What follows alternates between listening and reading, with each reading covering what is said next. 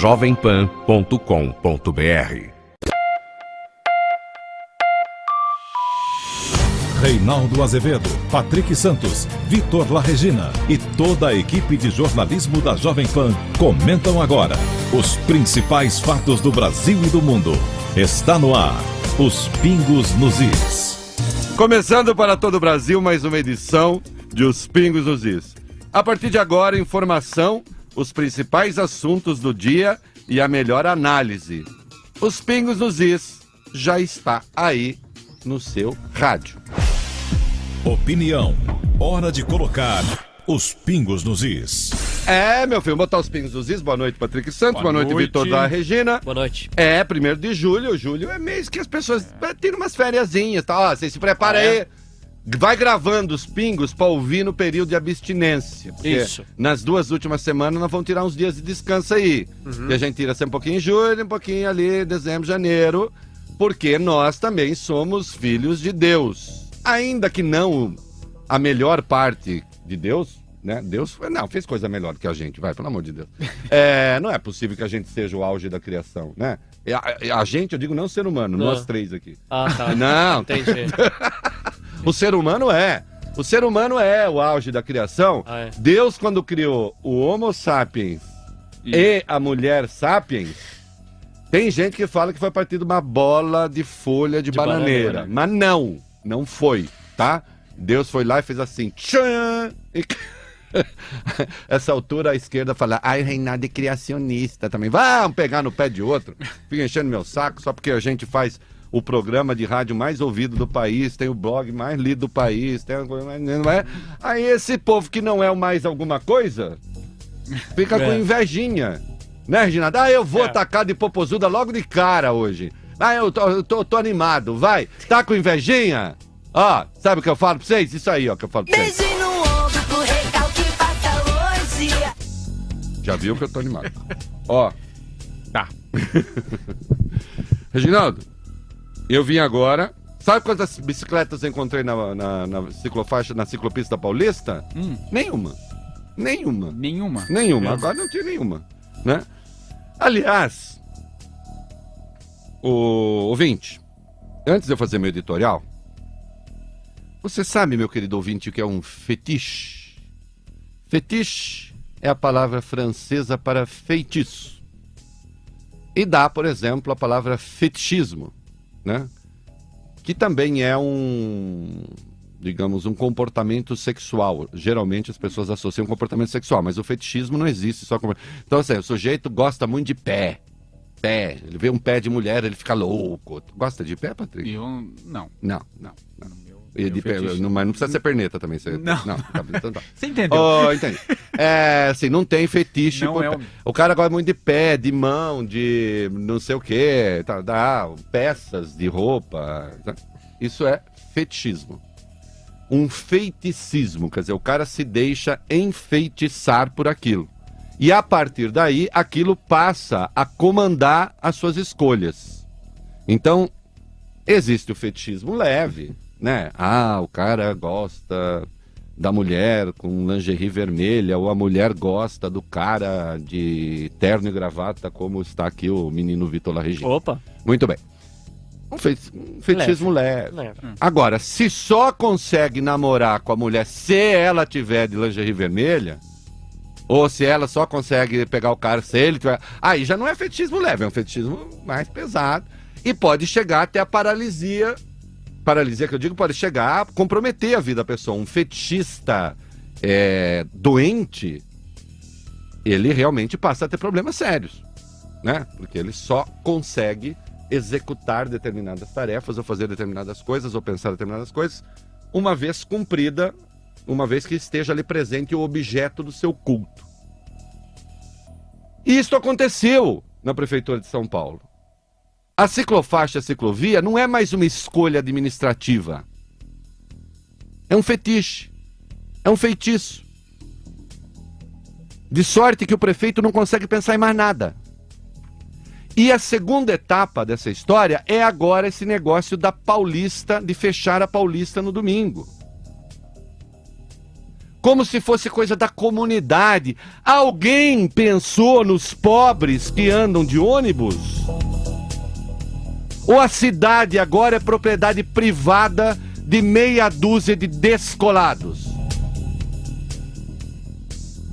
A Lúcia Boldrini, uma jornalista, dona de um dos melhores textos que eu conheço da imprensa brasileira, mas não gosta de sair escrevendo e assinando, porque não é uma fetichista da assinatura. Né? A diferença de mim, que adoro escrever, sair falando, lá, ela é discreta, mas as pessoas que a conhecem sabem que é dona de uma inteligência rara, de uma cultura extraordinária e de um texto invejável. Ela escreveu um texto no Facebook e eu estou aqui reproduzindo o texto dela. Não é meu editorial, não. Meu editorial vai ser sobre a Dilma e o Ibope. Isso aqui é sobre a ciclofaixa, a ciclopista e essa mania do prefeito Fernando Haddad. Nós falamos para todo o Brasil, mas essa tara aqui em São Paulo, esse fetiche aqui em São Paulo, isso pode se espalhar pelo resto do Brasil, por outras capitais. Então que sirva de advertência também, você que nos ouve aí em Belo Horizonte, em Brasília, em Porto Alegre, em Fortaleza, qualquer lugar do Brasil, não deixe que o mesmo aconteça com a sua cidade. Vamos ver o que ela diz. Acho inacreditável e meio indecente a sem cerimônia com que os bem-pensantes que têm carro abrem mão, não só dos carros, mas dos ônibus, na Avenida Paulista aos domingos. Então é o seguinte, os bacaninhas que estavam lá comemorando a Avenida Fechada, preste atenção no que ela está dizendo aqui, em tão poucas palavras, porque é próprio da pessoa que sabe escrever muito bem, consegue em 3 linhas dizer tudo. O cara que estava ali na Paulista, ele estava abrindo mão do carro. Não, chega de carro. Mas ele estava abrindo mão do ônibus, sendo que ele não usa ônibus. Quem usa ônibus é o pobre que não tem carro. E que também não tem bicicleta. Bacana. E que não pode usar bicicleta porque ele mora longe. E ele precisa vir até a Paulista, muitas vezes, e ele não tem a bicicleta, porque de lá de onde ele vem não dá para vir de bicicleta. Então, se você quer abrir mão do seu carro, bacaninha do colã e do capacete, abra, mas não obrigue o pobre a abrir mão do ônibus. Você não tem o direito de fazer essa escolha por ele. Segue Lúcia Boldrini. Nem todo mundo que não tem carro mesmo, ainda que pudesse, quereria passar o domingo andando de bicicleta ou a pé na Avenida Paulista. Fica para outra vez discutir porque os pedestres já não ocupam esse espaço todo nos corações e mentes bem pensantes durante a semana, quando tem de dividir espaço com a ciclovia. Sim, porque a ciclovia tirou espaço dos pedestres. Também, o que não se vê é como se sua presença na avenida dos pedestres fosse menos nobre, mais egoísta, um pequeno atentado cotidiano individual às novas liberdades coletivas, que é outra fraude. Transformar a bicicleta numa liberdade coletiva uma ova. É liberdade de uma minoria. Isso só é liberdade coletiva lá na CBN, que virou plantonista de ciclista. Olha aqui, você não gosta do que eu falo aqui? Vai ouvir a CBN. Pode ir, não tô nem aí. Lá só tem gente que gosta de bicicleta. Lá eu acredito que repórter agora vai fazer cobertura de bicicleta. E eles também não gostam de ônibus, porque eles não querem ônibus na Paulista no domingo. Pode ouvir a CBN, eu não ligo. Eles estão precisando, nessa hora acho que eles são 4º lugar. Não, pode! Ai, como o Reinaldo... falo mesmo. Você não consegue ouvir nada? Parei de ouvir a CBN. Eu até ouvia, porque eu ouço a concorrência, pra saber o que eles estão fazendo. Parei, só tem gente falando de bicicleta. Não tem outra... E olha que tem gente boa lá. Tem gente que eu adoro lá. Mas a linha editorial é detestável. É antipobre. Tá falando isso porque tá concorrendo. Que concorrendo? Eu tô em primeiro lugar e muito à frente. Não preciso. Pode ir lá, vai lá dar uma força pra eles lá. Não gosta do que eu tô falando, vai lá dar uma força. Em toda a cidade, os tempos de espera entre os ônibus no domingo aumentam.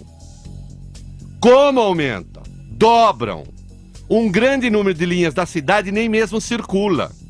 Com as opções reduzidas, os grandes corredores, como a Paulista, são as referências para quem toma ônibus no domingo. Você chega a Paulista de metrô ou ônibus para de lá tomar outras conduções para muitos outros pontos da cidade ou para outras cidades da região metropolitana. Atenção, só uma dica, essa minha amiga não tem carro. Ela vendeu o carro. Ela mora no centro da cidade. Vendeu o carro já faz 4 anos. Acabar com os ônibus na Paulista aos domingos é obrigar as pessoas a fazer mais baldeações ou andar mais para alcançar as estações de metrô. É tomar o tempo delas, é inviabilizar o passeio ou dificultar o acesso ao trabalho justo no domingo. É impor sofrimento e restrição aos invisíveis por um fetiche. Voltou a palavra fetiche aqui. Um fetiche. Um fetiche dos descolados. Esses babacas que vão e acham que pode ocupar Vila Madalena, ocupar Paulista, ocupar... Bando de privatista do espaço público. Bando de burguesote idiota que odeia pobre. Vai perguntar pra sua empregada se ela não quer ônibus da Paulista. Vai perguntar pra quem lava suas cuecas. Vai perguntar pra quem lava suas calcinhas. Vai perguntar pra quem cozinha pra você. Vai perguntar pra quem arruma a sua casa. Em vez de aparecer na Paulista com aquele arzinho deslumbrado de quem acabou de dar um beck. Até pra fumar maconha tem lugar na cidade. Não precisa fumar maconha na Paulista.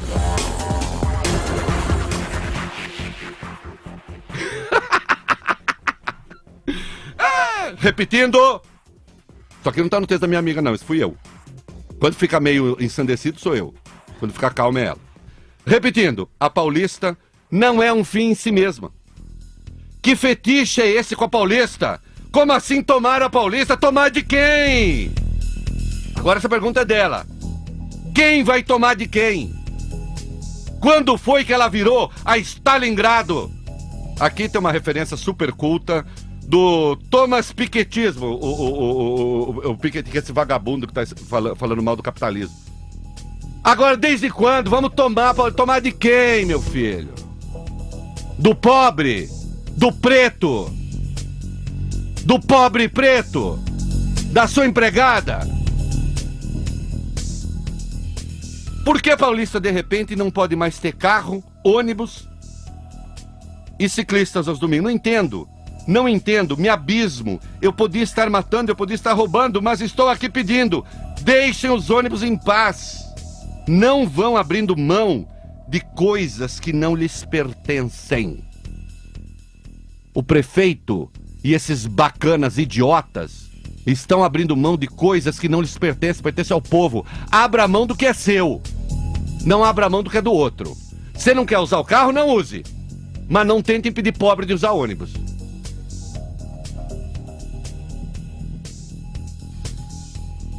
Na frase inteira, não vão abrindo mão de coisas que não lhes pertencem, em especial de ônibus, que não usam, não sabem como funcionam e não pretendem usar.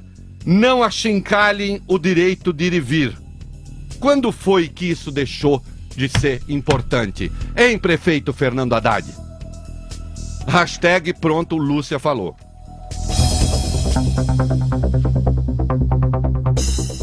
Hein? E agora?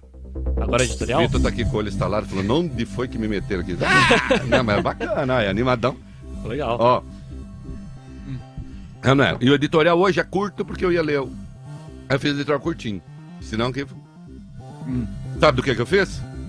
Pesquisa Ibope. Reginaldo. Ó, Reginaldo! Aliás... O que acontece aqui em São Paulo ajuda a popularidade da Dilma a ser o que é, né? Ajuda, certamente, né? Olha o que eles estão fazendo, é um eixo. Você imagina o paulistano. O paulistano quando pensa no prefeito e depois pensa no governo federal. Dilma chegou lá.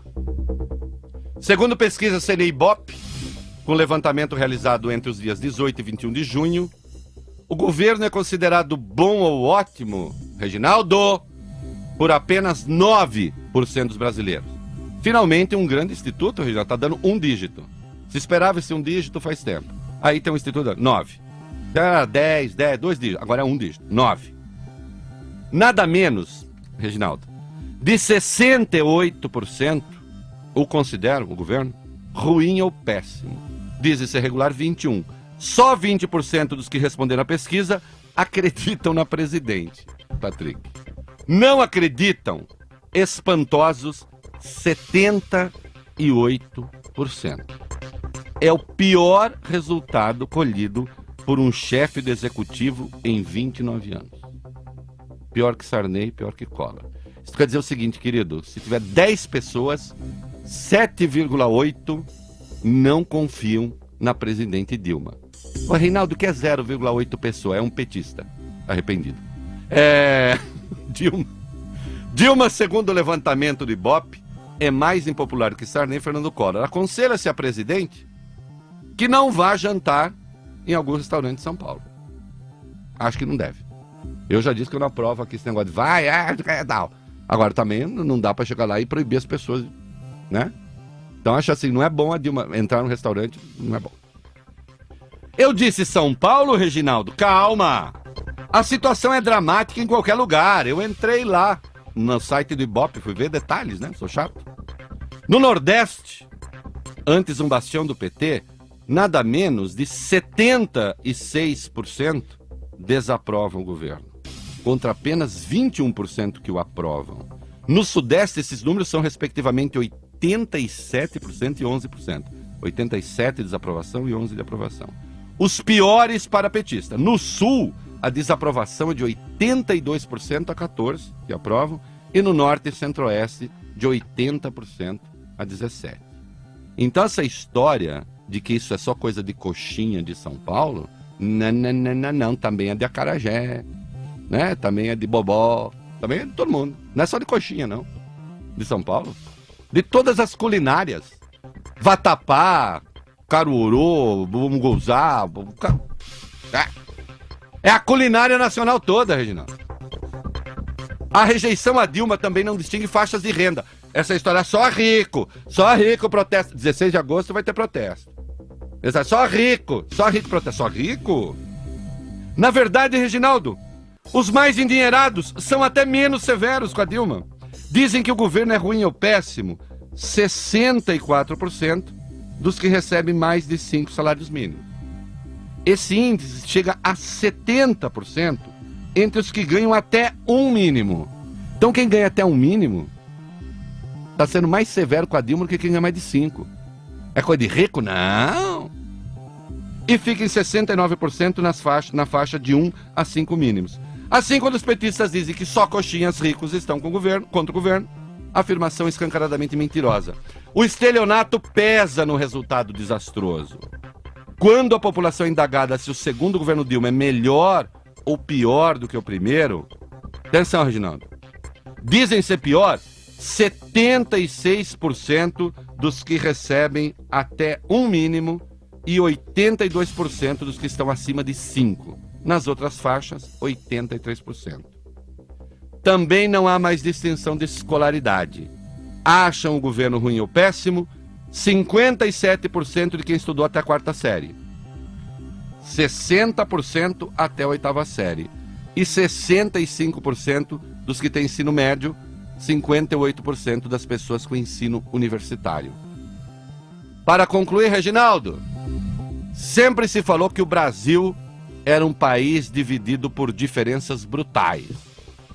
Dilma e o PT fizeram o milagre de unir esse país. Uni-lo contra Dilma e o PT. Hashtag pronto, falei. Jovem Pan, colocando os pingos nos is. Detalhe que só 6 meses de governo. Só 6 meses. Isso aqui costuma ser, segundo o governo é muito ruim. Sarney tinha esse índice, mas era assim, o governo caminhando para as tabelas. O próprio Collor, né? Já tinha Collor passado já de estava 2 negócio, anos. Não, e estava no auge da coisa em favor do impeachment. Hoje não está assim, né? E a coisa tá ruim. Tá ruim, e quando a gente pensa que tem mais 3 anos e meio, barbaridade. Vai ser muito difícil.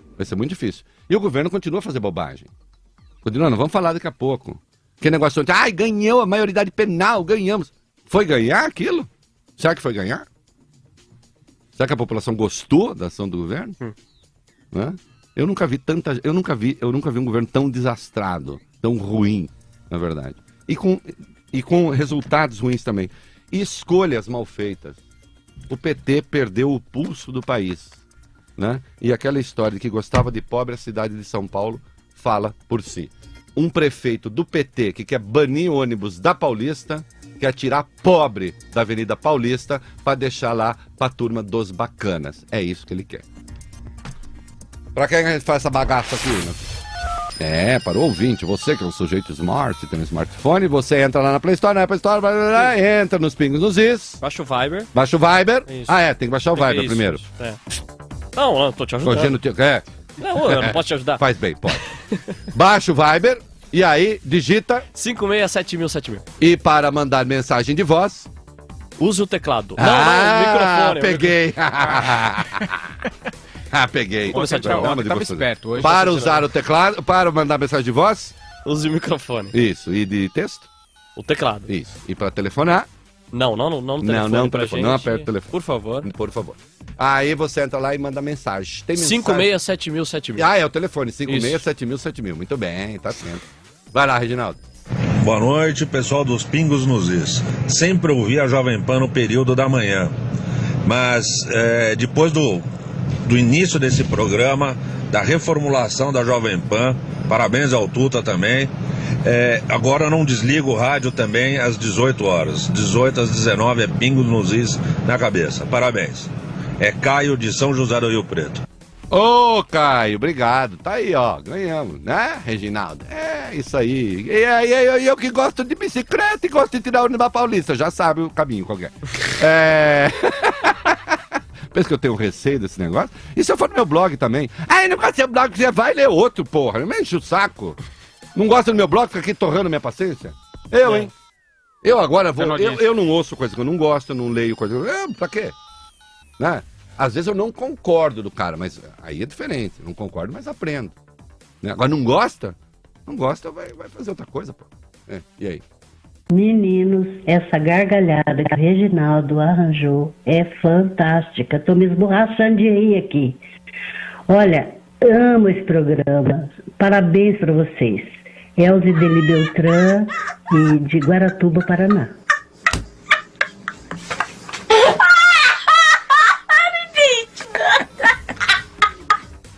Isso a gente põe geralmente depois do discurso da Dilma. Isso. Agora eu não vou deixar passar. Não foi o Reginaldo que arranjou essa gargalhada. Quem foi que arranjou, Reginaldo, essa gargalhada? Ah, bom! Vazou.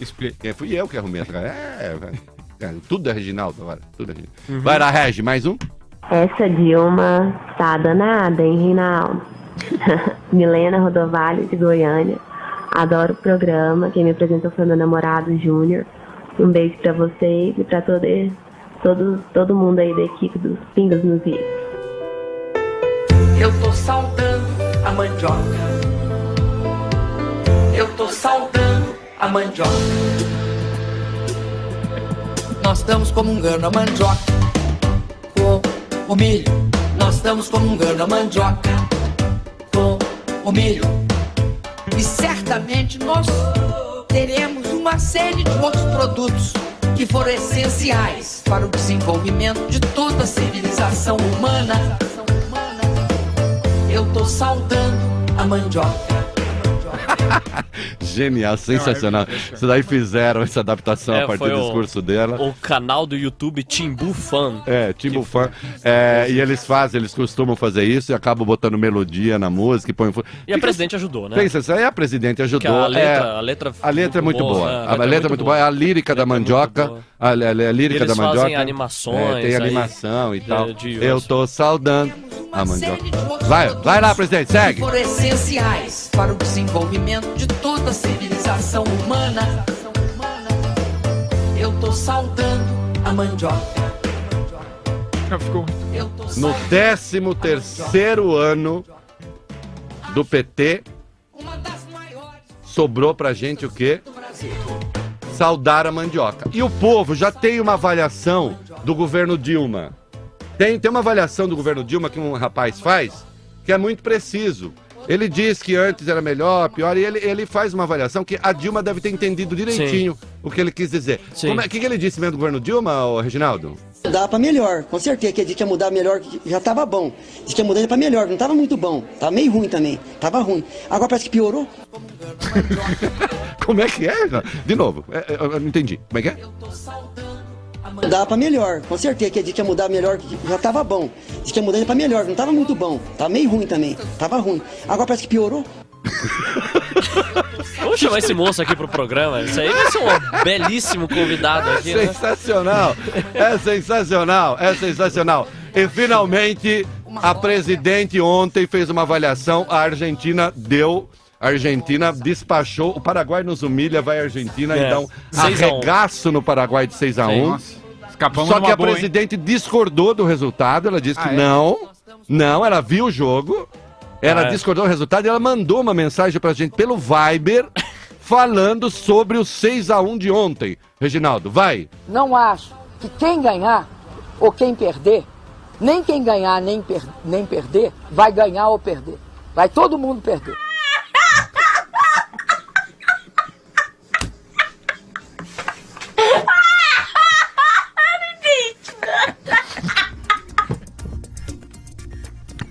Reginaldo. Os pingos nos is. A Câmara está discutindo neste momento, mais uma vez, a questão da maioridade penal. Nós já vamos entrar no detalhe porque isso está sendo discutido lá, tá? De novo.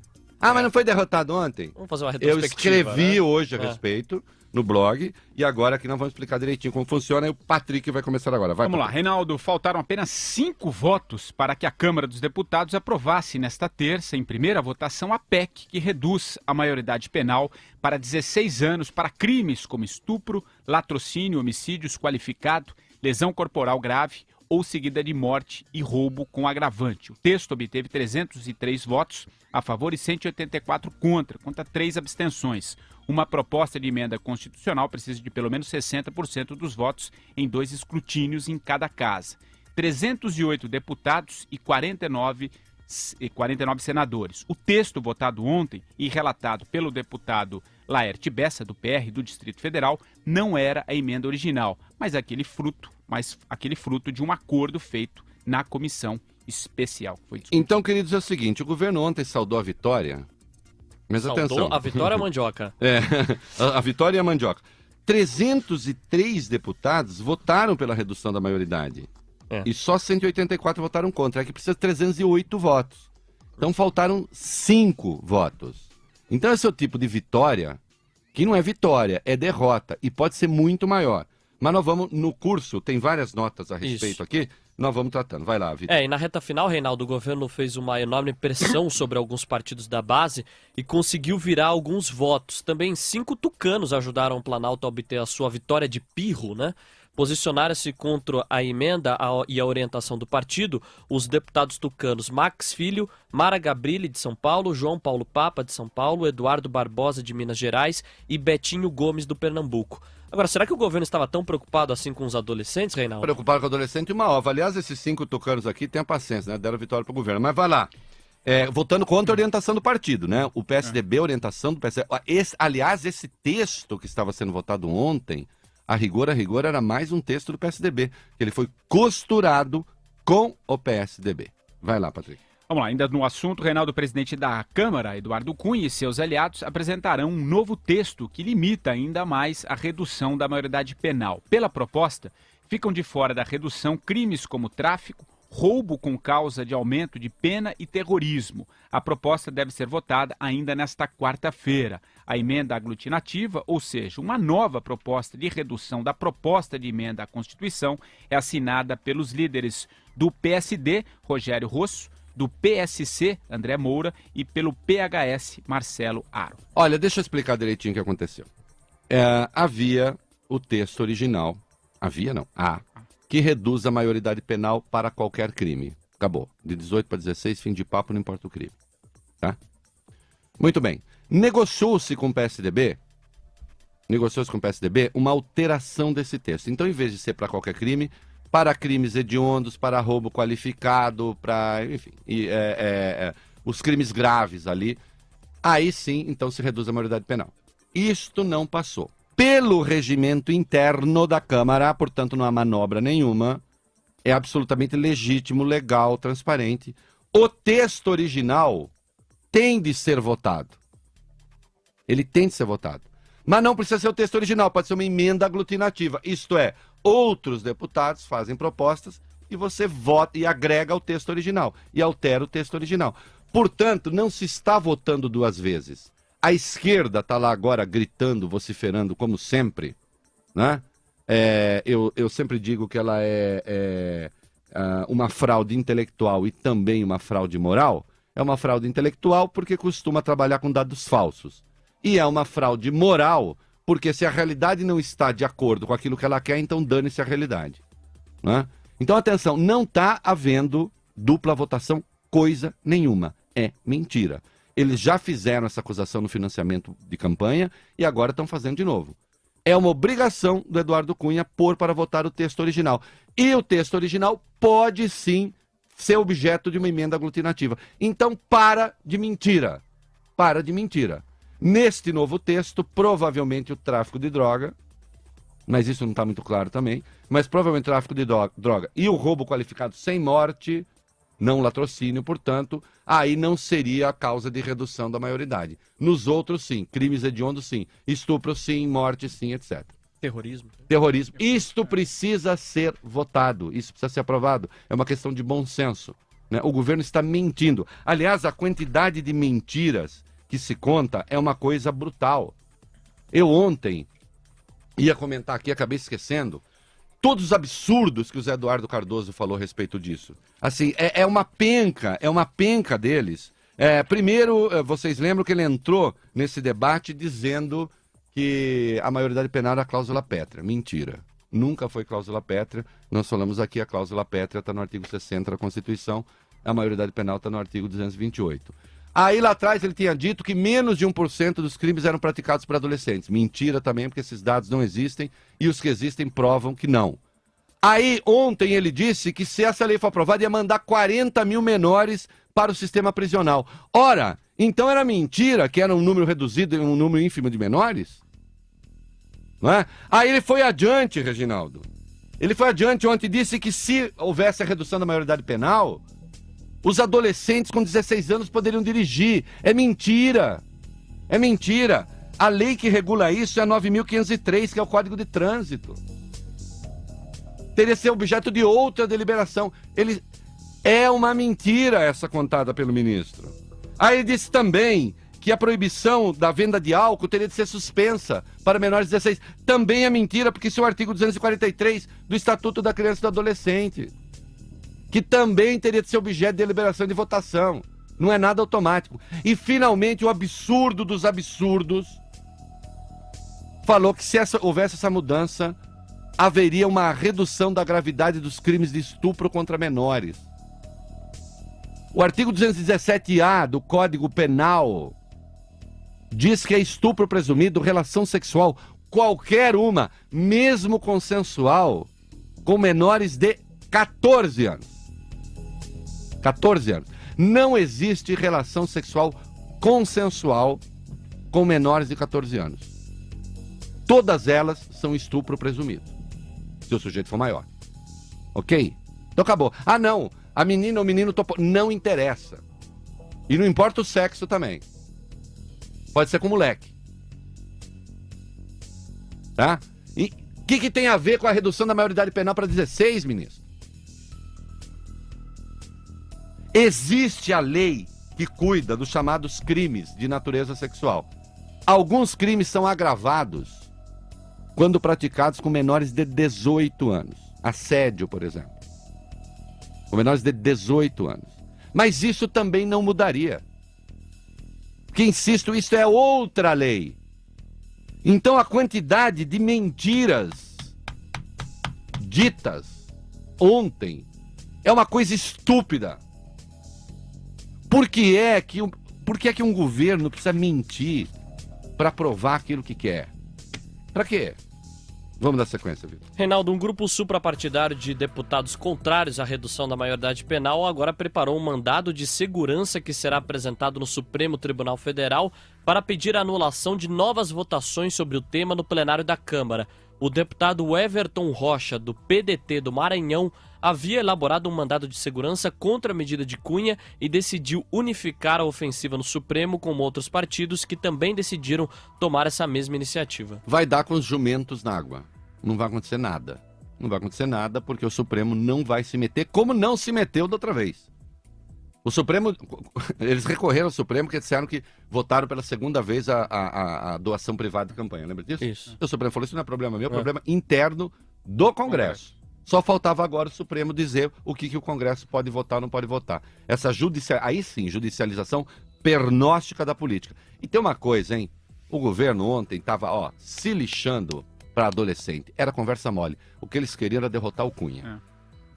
Que foi o que eles saudaram. Derrotamos o Cunha. Aliás, o deputado João Willis, que não perde a chance de falar uma besteira, é impressionante a determinação dele, né?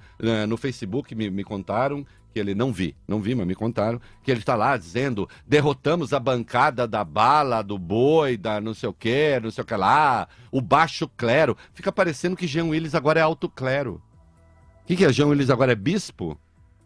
É bispa? O que é João Willis? Alto clero? Você é alto clero, João Willis? Né? Um cara que fugiu do debate com o Kim Kataguiri, o cara de 40 e tantos que foge do debate com um menino de 20, depois de falar porcaria, não merece meu respeito, não. Vamos lá, Reinaldo. O líder do governo na Câmara, o petista José Guimarães, chamou de forçar a barra votar um novo texto da redução da maioridade penal. Ele disse que agora se trata de centrar os esforços no projeto do senador José Serra, do PSDB de São Paulo, que aumenta o tempo máximo de internação do adolescente de 3 para 10 anos. Reinaldo, é o que você disse há pouco. De 3 para 10 anos, o relator José Pimentel do Ceará transformou os 10 em 8, e aí nós falamos... E a gente está acompanhando a TV Câmara agora, a sessão está rolando e o que a gente percebe, a gente está acompanhando as notícias, o Eduardo Cunha está tentando liberar a votação, mas muitos deputados aí aparecem no plenário protestando contra a nova votação da maioridade penal. Estão no trabalho ali, não de obstrução propriamente dita, mas estão no trabalho de tentar impedir a sessão de continuar. Todas as vezes que eles tentaram isso das outras vezes, o Eduardo Cunha acabou dando um nó neles. Se vai conseguir dessa vez ou não, não sei. E só para lembrar o seguinte, tem uma proposta que está tramitando no Senado do Aloysio Nunes Ferreira, né? Tem uma proposta no Senado que ela ia desaparecer se essa fosse para lá em razão do acordo com o PSDB.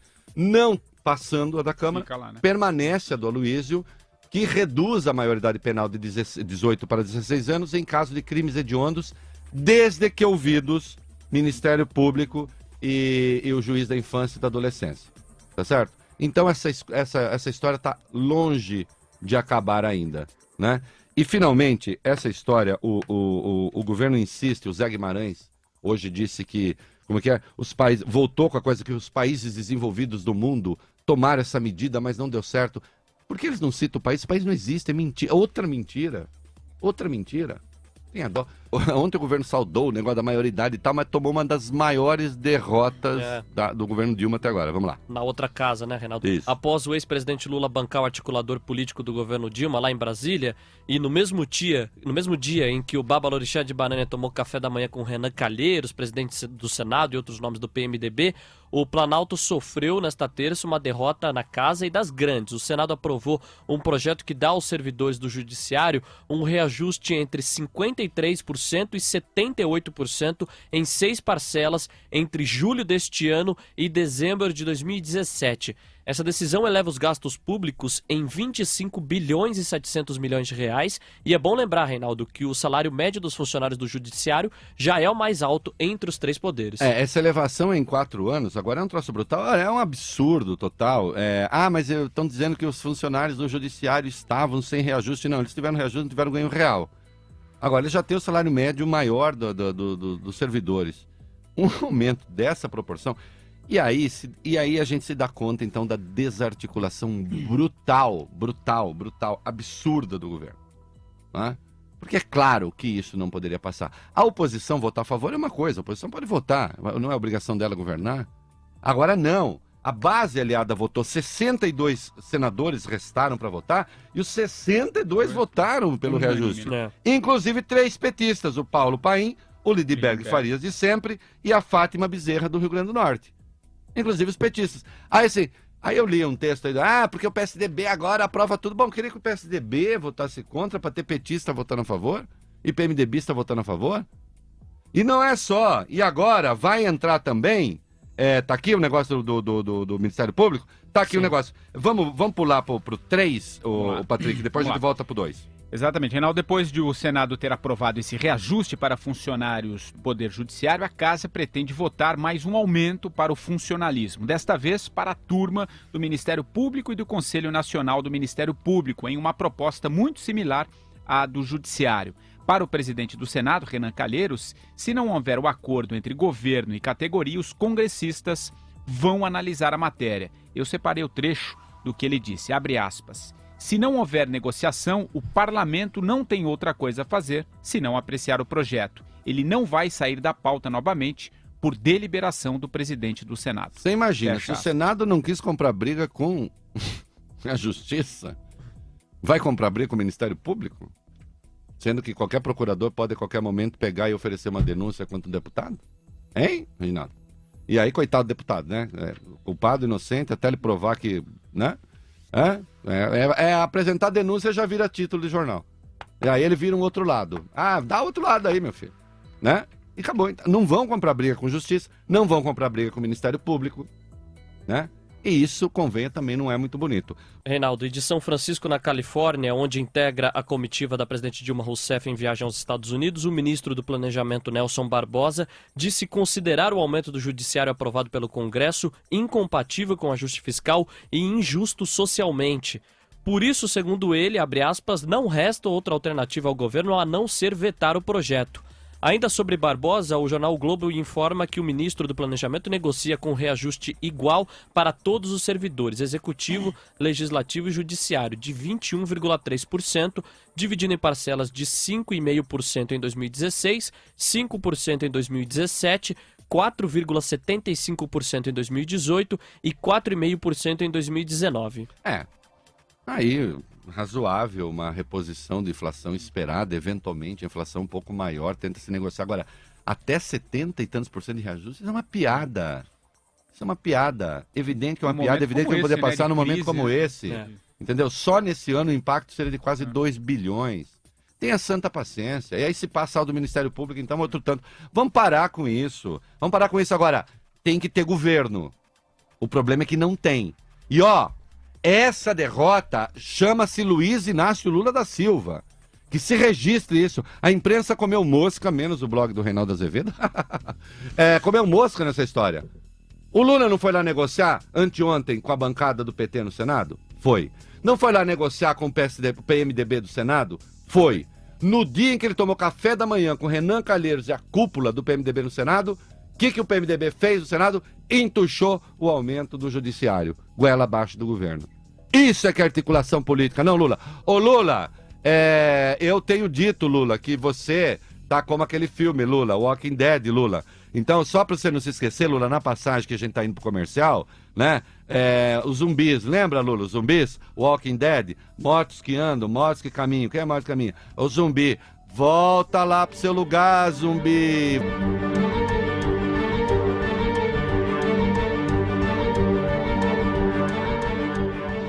Olha, eu realmente fico encantado porque a prefeitura agora está empenhada em demonstrar que a ciclofaixa da Paulista, a ciclovia da Paulista é necessária. E aí, santo Deus, o Gilmar Tato está dizendo o seguinte, que à tarde o número passou de 169 para 614 ciclistas e de manhã de 85 para 349. Então uma cidade de 12 milhões de habitantes ocupa o espaço central de uma de suas principais vias por causa de 614 ciclistas. Parabéns, Gilmar Tato. Isso realmente é um governo democrático, é um governo que se ocupa das minorias, não é mesmo? E as maiorias que pegam ônibus, que se danem. Reinaldo, né? quanto... Inclusive, elas têm que disputar ali na Marechal Deodoro, agora debaixo do Minhocão, elas têm que disputar espaço com ciclistas no ponto de ônibus. Daqui a pouco vai ciclista atropelando pedestre que se dane. Diga. Quantas pessoas cabem num ônibus lotado, hein? Não tem 46. Ah, é? Sentadas. Olha o Patrick, hein? 46 Sentadas. pessoas sentadas. Então, em pé, o dobro, pelo menos. O dobro, pelo menos. Então, 3 ônibus. 3, 4 ônibus. 3, 4 ônibus. Parabéns, Gilmar Tato. Viu? Olha, a turma do Selim agradece, né? Eu vou até montar uma loja de vender colã para ciclista. Ui, coisa linda. Não adianta, eu não vou levar a sério. Vocês querem Vocês querem tratamento VIP de gala Schopenhauer para ciclista lá na CBN, tá? Eles gostam de ciclista. Gostam de ciclista. Assim, ciclista, tal. Ciclista, olha lá, sentar no Selim virou categoria de pensamento. O cara dá aquela vontade irresistível de sentar no Selim, vira categoria de pensamento. Aqui nos Pingos não vira. Não vira, não. Aqui é número, meu filho. Aqui é número, meio de transporte para o povo. Para o povo. Eu sou Reginaldo, o tribuno da plebe. Expressão que vem lá da Roma Antiga, tá? Quem que é agora? Sou Joe. Vai, Patrick. Reinaldo, Veja.com trouxe uma matéria agora à tarde, na qual revela trechos da delação premiada do ex-gerente de serviços da Petrobras, Pedro Barusco. Ele confirmou que o ex-tesoureiro do PT, João Bacari Neto, atuava como interlocutor do partido na arrecadação de propina de contratos da Petrobras. Questionado sobre repasses à legenda, Barusco foi direto, abre aspas, nas tabelas que eu fazia de divisão, sempre tinha. Segundo o ex-gerente, a arrecadação de vantagens indevidas na estatal era endêmica e institucionalizada e abasteceu o PT pelo menos desde 2004, portanto há 11 anos. Muito bem, vamos... que mais? Reinaldo, o Tribunal Superior Eleitoral negou ontem um pedido para impedir que Ricardo Pessoa, Alberto Youssef e Paulo Roberto Costa prestassem depoimentos na ação que apura se houve irregularidades na campanha à reeleição de Dilma Rousseff. Essa solicitação foi feita pela coligação Com a Força do Povo, puxada pelo PT. Segundo o Corregedor-Geral da Justiça Eleitoral, ministro João Otávio Noronha, não se pode impedir um juiz de coletar provas. Existe uma denúncia na Justiça Eleitoral para saber se houve dinheiro irregular ou não na campanha de Dilma. Aí o PT entrou com uma estranhíssima ação no TSE querendo impedir o depoimento do Ricardo Pessoa, do Alberto Youssef e do Paulo Roberto Costa. Por quê? Não sei, não entendi. Se o Ricardo Pessoa disse que dava dinheiro para partido, se o Alberto Youssef disse que dava dinheiro para partido, se o Paulo Roberto Costa disse que dava dinheiro para partido, eles não podem depor? Em nome do quê? Aí o Noronha disse o óbvio, João Otávio Noronha, que é ministro do TSE, também seu corregedor, disse, a gente não pode impedir a justiça de colher provas. Ou então, ainda que seja prova de que não houve. Olha, o senhor deu dinheiro para o PT? Não dei, pronto, fica bonito. Agora, parece que o PT está com medo de que essas pessoas digam a verdade no Tribunal Superior Eleitoral. O medo se justifica porque é o seguinte: existe a possibilidade de cassar o mandato de Dilma pela Lei 1079, que é o crime de responsabilidade. Existe pelo caminho do Código Penal, que são as lambanças fiscais, os crimes contábeis. Também resulta, se ela for condenada, em perda de mandato. E também existe a via eleitoral. Se ela for condenada pelo TSE, ela perde mandato. Tem prefeito que perdeu mandato por muito menos. O João Capiberibe e a mulher dele, no Amapá, ele era senador e ela deputada, ambos perderam mandato porque teve uma acusação de que eles tinham comprado 2 votos por R$27. Perderam mandato. Reginaldo. Vamos seguir. Ainda sobre esse assunto, Reinaldo, uma informação breve. O juiz Sérgio Moro afirmou agora à tarde que a inclusão de um depoimento de Ricardo Pessoa na ação que investiga se houve irregularidades na campanha à reeleição de Dilma depende do aval do Supremo Tribunal Federal. O magistrado argumenta que a autorização do STF é necessária porque Pessoa fechou acordo de delação premiada que está sob sigilo, sendo que uma eventual manifestação dele pode atrapalhar as investigações. Bom, isso é de lei também, evidentemente, só faltava o juiz Sérgio Moro decidir sobre isso também. Inclusive, eu vou agora pedir conselho sentimental para ele e tal. Medida contra espinhela caída e encravada, né? Porque resolve tudo. Fica bravo não, viu, juiz Sérgio Moro?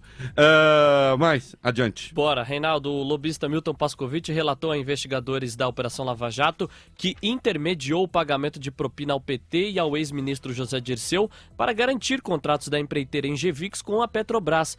De acordo com Pascovitch, os pedidos de dinheiro de Dirceu eram insistentes e os repasses feitos de diversas formas. Numa das operações, por exemplo, o lobista contou ter pagado uma doação a uma arquiteta que reformou um dos imóveis do petista. Outra ligação com o Dirceu. Segundo Pascovitch, o esquema de repasse de propina na diretoria de serviços da Petrobras começou com a nomeação de Renato Duque em 2003 e com o aval do então ministro da Casa Civil. Aí é que tá, né? Vai ter que responder, meu filho. É isso aí. Esse é um dos caminhos que realmente podem complicar a vida do Zé Dirceu, porque parte do repasse foi feito quando ele já estava em cana. Né? E aí, como é que ele dá consultoria da cadeia? É uma coisa difícil. Veja bem, tem tecnologias que permitem isso. Skype, veja bem. Skype, sinal de fumaça, telepatia. Eu vou pular algumas coisas, porque eu não resisto. Eu quero, página 8. Página 8. Papa Francisco. Pois é, Reinaldo. Vamos lá. Sabe quem decidiu comentar a crise econômica na Grécia? O Papa. Papa Francisco. O Papa parece o Reinaldo Azevedo. Fala sobre tudo, com a diferença de que eu não comando a Igreja Católica.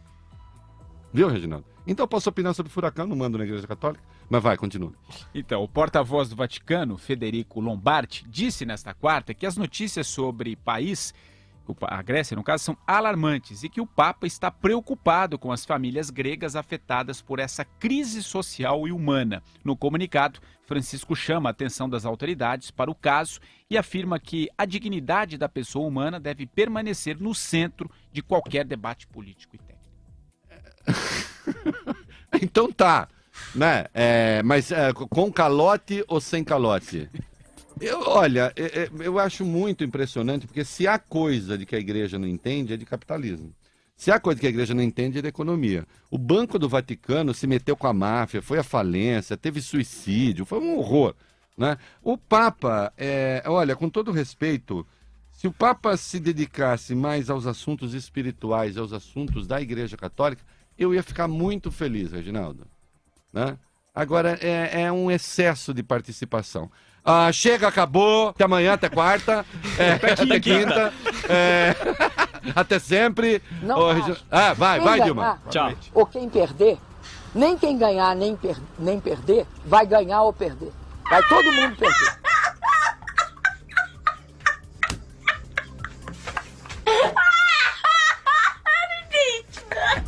Jovem Pan, colocando os pingos nos is. Rede Jovem Pan.